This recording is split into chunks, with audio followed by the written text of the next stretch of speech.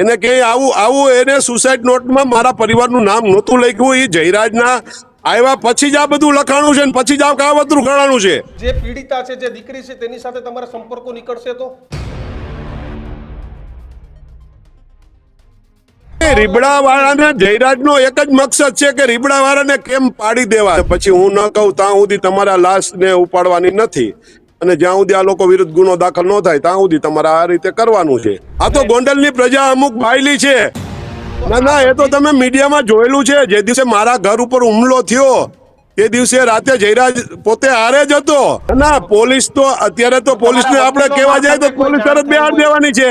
તમારા વકીલ ના, એ તમારી વાત સાચી છે. હું અત્યારે પોલીસને કહેવા જાઉં તો પોલીસ તો મને એફઆઈઆર બતાવીને મને બેહાડી દેવાની છે ને પોલીસ સ્ટેશનમાં. તમે જયરાજ જો મારા ઘર સુધી કોઈને મોકલીને મારા ઘર સુધી હુમલો કરાવી શકતો હોય તો મારે ઘરમાં બેઠું ન રહેવાય. જયરાજના વિરોધમાં કોઈ વ્યક્તિ આવે તો એ નાનો માણા હોય તો એને મારે ખુલ્લો સપોર્ટ કરવો જોઈએ. જયરાજ કઈ કરવામાં બાકી તો નથી જ રાખ્યું ને જયરાજે, તો મારે ક્યાં બીવાનું જયરાજ? ચિઠ્ઠી લખાયેલી છે, એ ચિઠ્ઠીની અંદર ચેકચાક થયા છે ઘણા બધા. એક નહીં 4 ચિઠ્ઠી. એક જ ચિઠ્ઠી ખરેખર હતી. એને એના અનિરુદ્ધસિંહના દીકરા, અનિરુદ્ધસિંહના નહીં અનુભાના દીકરા, પેલા અનિરુદ્ધસિંહ આવે છે પછી અનુભા આવે છે.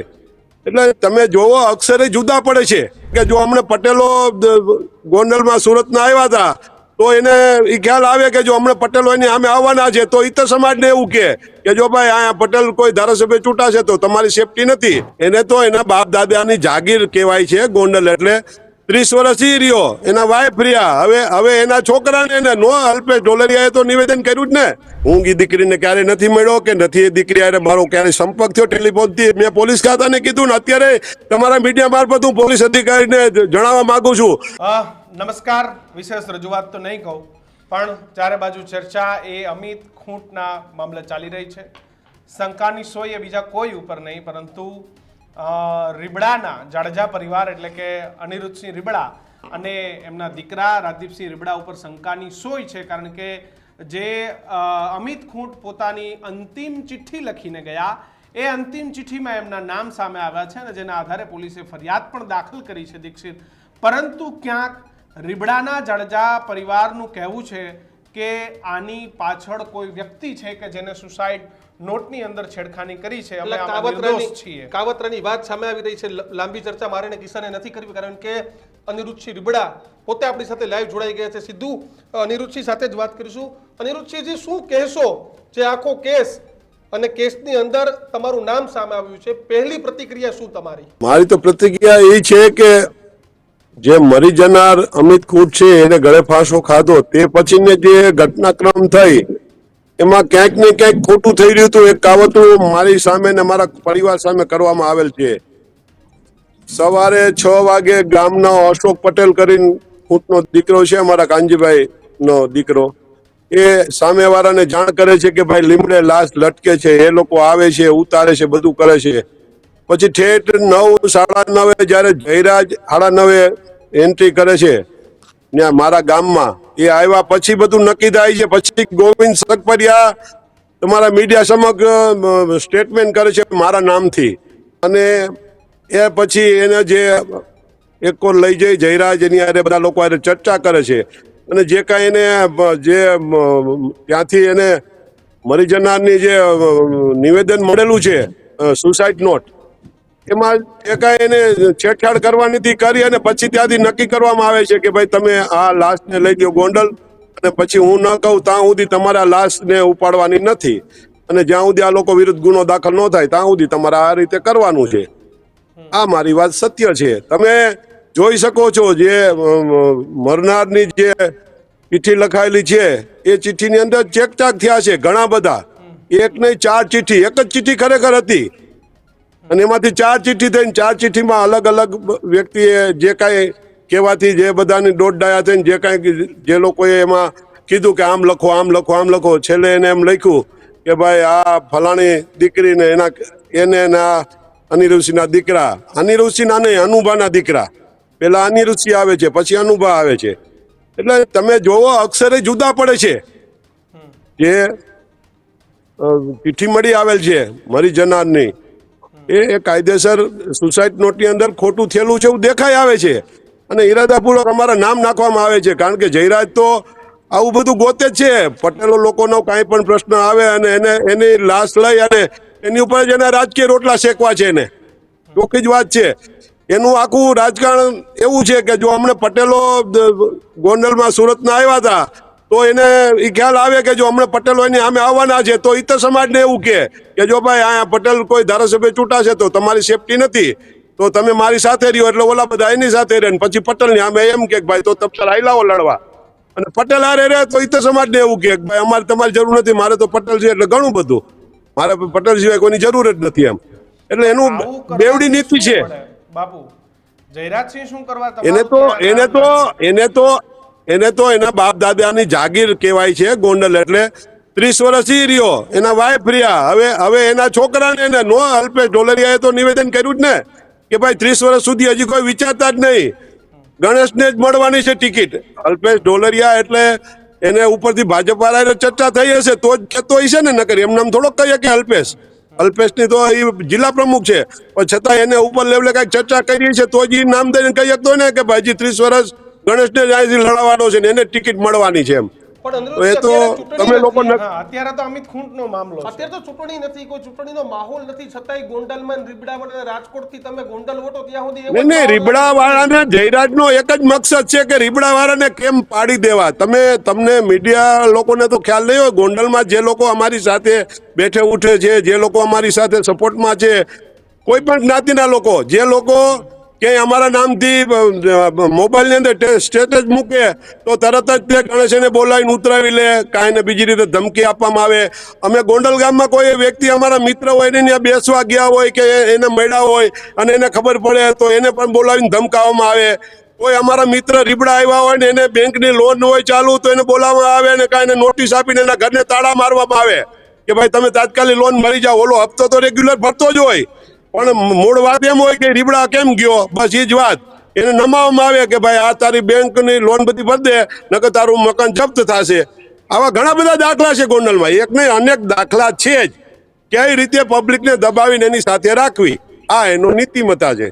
તમને ખબર છે અત્યારે ફરિયાદમાં તમારું અને તમારા દીકરાનું નામ એ ફરિયાદની અંદર ઉમેરવામાં આઈડિયા છે? હા, ઉમેરવામાં આવ્યું છે. હું એ બાબતે હજી આજની તારીખમાં સ્પષ્ટતા કરું છું કે જે દીકરીની વાત આવી છે એ દીકરી કોણ છે. હું એ દીકરીને ક્યારે નથી મળ્યો કે નથી એ દીકરી હારે મારો ક્યારે સંપર્ક થયો ટેલિફોનથી. મેં પોલીસ ખાતાને કીધું ને અત્યારે તમારા મીડિયા મારફત હું પોલીસ અધિકારીને જણાવવા માંગુ છું કે તમે એમાં ઊંડા ઉતરો મારા વિશે કે મારા દીકરા વિશે કે અમે એ દીકરી હારે વાત કરી હોય કે મેં કરી હોય તો તમે તારે જાહેર આ પત્રકારોને બોલાવીને એવિડન્સ આપો. હું ગમે ત્યારે સામેથી હાજર થવા તૈયાર છું. તમ તારે હું પોલીસને સામેથી સપોર્ટ કરવા તૈયાર છું. બાબતે મારી તૈયારી છે, પણ જે ખોટું જે ખોટું થઈ રહ્યું છે એની સામે મારો વાંધો છે. એને ક્યાંય આવું એને સુસાઇડ નોટમાં મારા પરિવારનું નામ નહોતું લખ્યું. એ જયરાજના આવ્યા પછી જ આ બધું લખાણું છે ને પછી જ આ કાવતરું ગણાણું છે. તમે એની અંદર જોઈ શકો છો, આખી તમે એની સુસાઇડ નોટને જોઈ શકો છો. સુસાઇડ નોટ જોવો તો ખ્યાલ આવી જશે કે અલગ અલગ અક્ષર પડે છે બધાના. સવાલ એ છે કે અત્યારે સોશિયલ મીડિયાની સાથે સાથે પોલીસની તપાસનો જમાનો પણ એટલો જ છે. સીડીઆર રિપોર્ટ નીકળશે અને એમાં જે પીડિતા છે, જે દીકરી છે, તેની સાથે તમારા સંપર્કો નીકળશે તો મારી તૈયારી છે જવાની જેલમાં. મને કોર્ટ જે સજા કરે એ પણ મંજૂર છે મને. તમે કોઈ વાતચીત કરેલી જ નથી ક્યારેય પણ? ક્યારે હજી જોયા નથી. વાતચીતની વાત તો પછી હજી જોયા નથી મેં દીકરીને. અને એ તો જો પોલીસનું જે તપાસનો વિષય છે, પોલીસ તપાસ કરી રહી છે અને છતાંય જરૂર પડશે તો હું પોલીસને મને શોધવાની જરૂર નથી, હું ખુદ હાજર સામેથી થઈ જઈશ. હું તમને મીડિયાને ખાતરી આપું છું, હું પોતે સામેથી હાજર થઈશ. કારણ કે આ તો મારી અને મારા બાળકની કારકિર્દી બગાડવા માટેનું આ કાવતરું છે જયરાજનું.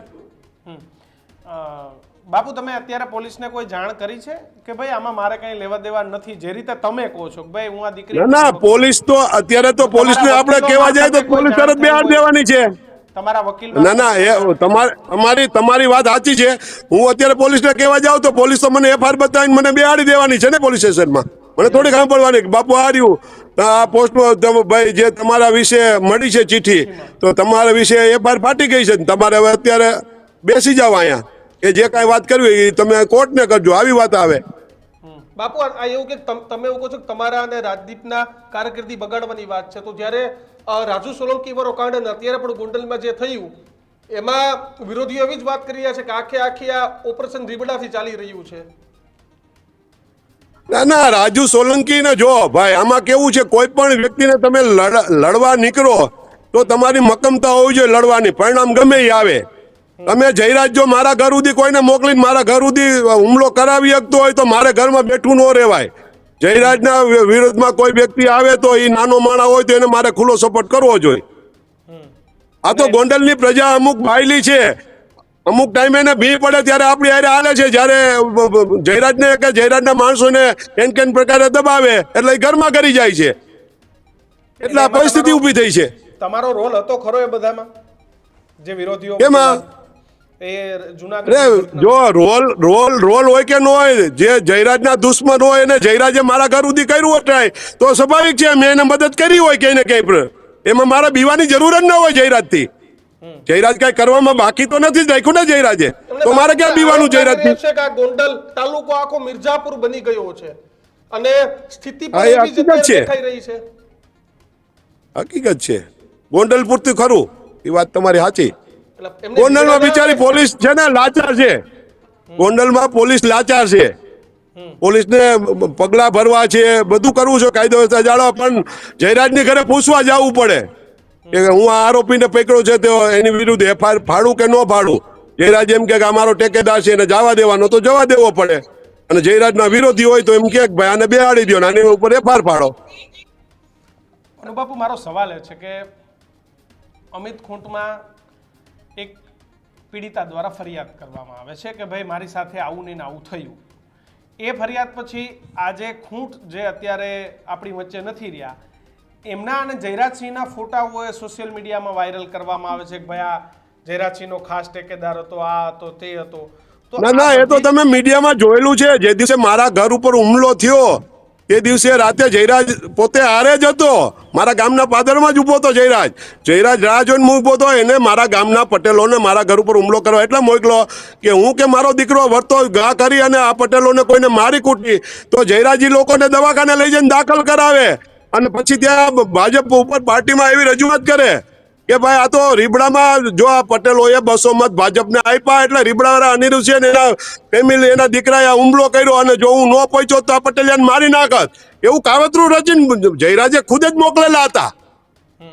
અને જયરાજ પોતે જ તે પછી ત્યાંથી રીબડાથી આ લોકોને ત્યાંની ઘરે લઈ ગયો અને ત્યાં રાતે 11 વાગ્યા સુધી જયરાજની ઘરે પ્રેસ કોન્ફરન્સ આવેલી છે, એના જયરાજના છોકરાના ફોટા હોદારે છે. રાતે 11 વાગે મારા ઘર ઉપર હુમલો કરવા આવ્યા છે, હું મારા ઘર આગળ ઉભો છું, મારા ઘર આગળ તાલુકા પીએસઆઈ ઝાલા ઉભા છે, મારો બીટના એએસઆઈ ઉભા છે, છતાંય રાતે 11 વાગે મારી વિરુદ્ધ ફરિયાદ દાખલ કરી જયરાજના કહેવાથી કે ભાઈ અનિરુદ્ધે ધમકી મારી અમને અને 506 બે લીધી પોલીસે મારી વિરુદ્ધ. એટલે આ એમને એમનું જીવન ટૂંકાવ્યું એ પેલા આ બધી પ્રકારની વસ્તુઓ જે સોશિયલ મીડિયામાં કરવામાં આવી એ એક કારણ હોઈ શકે છે આની અંદર.